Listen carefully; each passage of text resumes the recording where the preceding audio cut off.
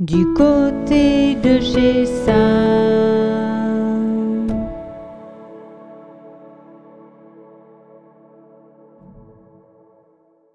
Bienvenue du côté de chez Sam. La vie n'est pas toujours un conte de fées, mais on peut essayer de la rendre aussi légère.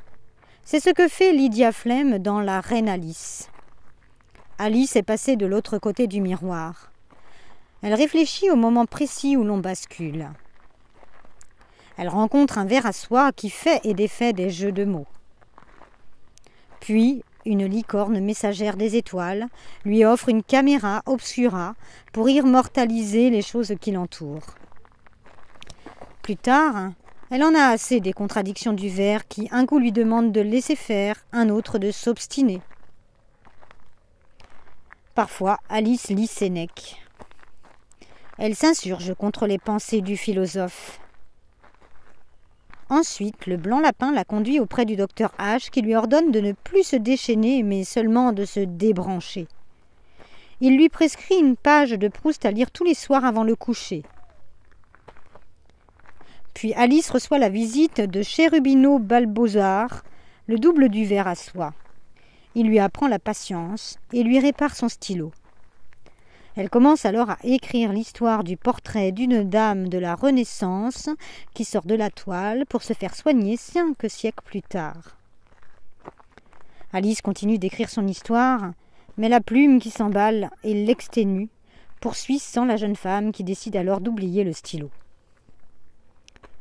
Pour garder un minimum de dignité malgré la fatigue, la malade met du rouge pour se donner de la vitalité. Cherubino Balbozar salue son initiative.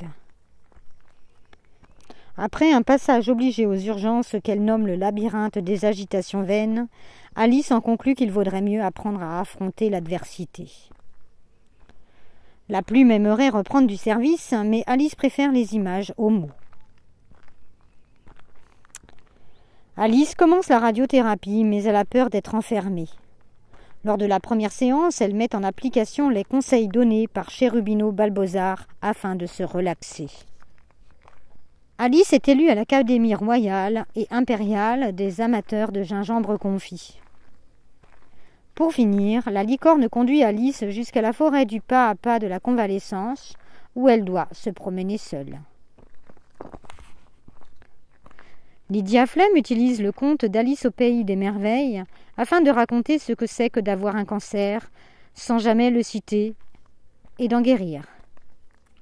Les différents personnages qu'elle rencontre lui apprennent à mieux se connaître, tout comme les jeux de mots permettent d'être au plus près du ressenti. Les photos prises par Alice avec son attrape-lumière sont regroupées à la fin du livre.